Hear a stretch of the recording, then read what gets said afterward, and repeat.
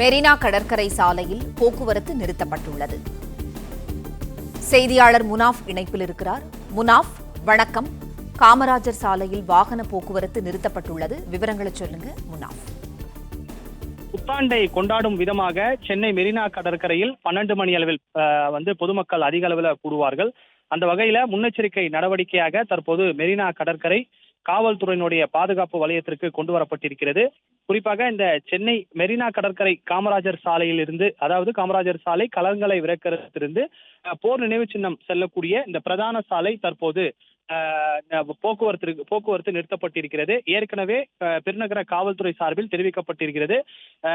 சரியாக 9 மணியிலிருந்து நாளை காலை 6 மணி வரை இந்த காமராஜர் சாலையில் போக்குவரத்து நிறுத்தம் செய்யப்படும் என்று தெரிவிக்கப்பட்டிருக்கிறது. அந்த அடிப்படையில் தற்போது காமராஜர் சாலையில் போக்குவரத்து நிறுத்தம் செய்யப்பட்டு இந்த வழியாக வரக்கூடிய வாகனங்களை மாற்று வழி செல்வதற்கான ஏற்பாடுகளும் காவல்துறை சார்பில் செய்யப்பட்டிருக்கிறது. குறிப்பாக கடற்கரை உட்புற பகுதியில் மாலை 7 மணிக்கே போக்குவரத்து தடை செய்யப்பட்டிருந்த நிலையில தற்போது காமராஜர் சாலையில் சரியாக 9 மணிக்கு போக்குவரத்து தடை செய்யப்பட்டிருக்கிறது.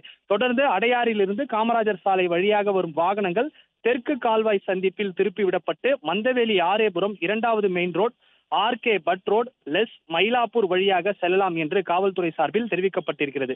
அது மட்டுமல்லாமல் பாரிஸில் இருந்து வரக்கூடிய காமராஜர் சாலை நோக்கி வரக்கூடிய வாகனங்கள் ரிசர்வ் வங்கி சுரங்கப்பாதை, வடக்கு கோட்டை சுவர் சாலை, முத்துசாமி சாலை, முத்துசாமி பாலம், வாலாஜா பாயிண்ட், அண்ணா சாலை வழியாக செல்லலாம் என்று தெரிவிக்கப்பட்டிருக்கிறது. நன்றி முனாஃப், தகவல்களுக்கு நன்றி.